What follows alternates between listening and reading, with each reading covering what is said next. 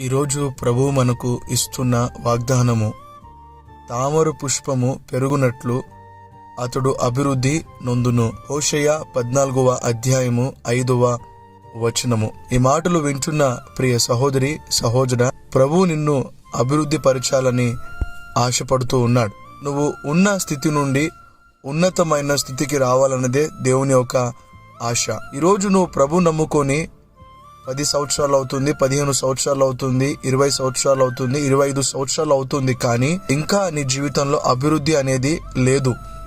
ఎందుకు అంటే దేవుడు ఒక వ్యక్తిని ఆశీర్వదిస్తేనే ఆ వ్యక్తి అభివృద్ధి నొందుతాడు.